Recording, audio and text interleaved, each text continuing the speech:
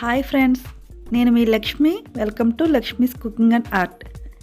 ఈరోజు నేను చేయబోయే recipe yummy and tasty mutton gravy curry. ఇది చాలా టేస్టీగా ఉంటుంది, అంతేకాకుండా చాలా ఈజీగా రెడీ చేసుకోవచ్చు. ఈ రెసిపీ నేను మా మదర్ దగ్గర నేర్చుకున్నాను. చాలా టేస్టీగా ఉంటుంది. ఒకసారి మీరు కూడా తప్పకుండా ట్రై చేయండి. ఇక ఏమాత్రం ఆలస్యం చేయకుండా ఈ రెసిపీని ఎలా రెడీ చేసుకోవాలో ఇప్పుడు చూద్దాం. దీనికోసం ముందుగా స్టవ్ పై ఒక కుక్కర్ పెట్టుకుని 5 to 6 టేబుల్ స్పూన్స్ ఆయిల్ వేసుకోవాలి. నువ్వుల నూనె అయితే టేస్ట్ చాలా బాగుంటుంది. ఇప్పుడు దీనిలో 3 ఆనియన్స్ను సన్నగా కట్ చేసుకుని వేసుకోవాలి. తర్వాత 3 పచ్చిమిర్చిని కూడా కట్ చేసి వేసుకోవాలి. ఇప్పుడు దీనిలో కొద్దిగా సాల్ట్ వేసుకుని వీటిని బాగా ఫ్రై చేసుకుందాం. ఈ ఆనియన్స్ అనేవి గోల్డెన్ బ్రౌన్ కలర్లోకి వచ్చే వరకు బాగా ఫ్రై చేసుకోండి. ఇవి గోల్డెన్ కలర్లోకి రావడానికి ఒక 10 minutes పడుతుంది. వీటిని జాగ్రత్తగా దగ్గర ఉండి కలుపుతూ ఫ్రై చేసుకోండి. ఇప్పుడు దీనిలో 1 టీ స్పూన్ అల్లం వెల్లుల్లి పేస్ట్ వేసుకుని పచ్చివాసన పోయే వరకు బాగా ఫ్రై చేసుకోవాలి. మటన్ కర్రీని కుక్కర్లో వండుకుంటే చాలా సాఫ్ట్గా, చాలా టేస్టీగా ఉంటుంది. ఇప్పుడు దీనిలో 1/4 టీ స్పూన్ వరకు పసుపు వేసుకోవాలి. నాన్ వెజ్ కర్రీస్లో కొంచెం పసుపు ఎక్కువగా వేసుకోవడమే మంచిదండి. కొంచెం ఎక్కువగానే వేసుకోండి. తర్వాత దీనిలో 2 టీ స్పూన్స్ వరకు కారం వేసుకోండి. సాల్ట్, కారం అనేది మీ టేస్ట్కు తగ్గట్టుగా వేసుకోండి. ఒకసారి బాగా మిక్స్ చేసుకుని దీనిలో 2 టీ స్పూన్స్ వరకు గరం మసాలా పౌడర్ వేసుకోవాలి. దీన్ని కూడా ఒకసారి బాగా మిక్స్ చేసుకోండి.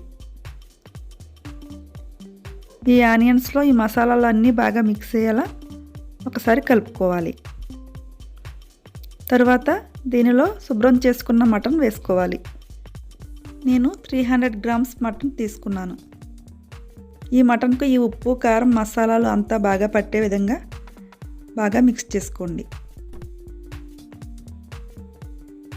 మటన్ వేసిన తర్వాత మంటను హై ఫ్లేమ్లో పెట్టుకుని ఫ్రై చేసుకోండి. ఇలా ఒక 2 minutes ఫ్రై చేసుకున్న తర్వాత కుక్కర్ మూతను పెట్టి ఒక 5 to 10 minutes సిమ్లో మగ్గనివ్వాలి. ఇలా అయితే ముక్క అనేది సాఫ్ట్గా రెడీ అవుతుంది. ఒకసారి మరలా మూతను తీసి బాగా మిక్స్ చేసుకుని దీనిలో వాటర్ వేసుకుని 5 to 6 విజిల్స్ వచ్చే వరకు ఉడికించుకోవాలి. నేను ఇక్కడ 250 ml వాటర్ వేసుకుంటున్నానండి. మీరు చూసుకుని వేసుకోండి. ఈ వాటర్ అనేది మనం తీసుకునే మటన్ బట్టి ఉంటుంది. మటన్ బాగా ముదురు అయితే కనుక కొంచెం ఎక్కువ వాటర్ పడుతుంది. ఇప్పుడు ఒకసారి అంతా బాగా మిక్స్ చేసాం కదా, దీనిపై మూతను పెట్టి 5 to 6 విజిల్స్ వచ్చే వరకు వెయిట్ చేద్దాం.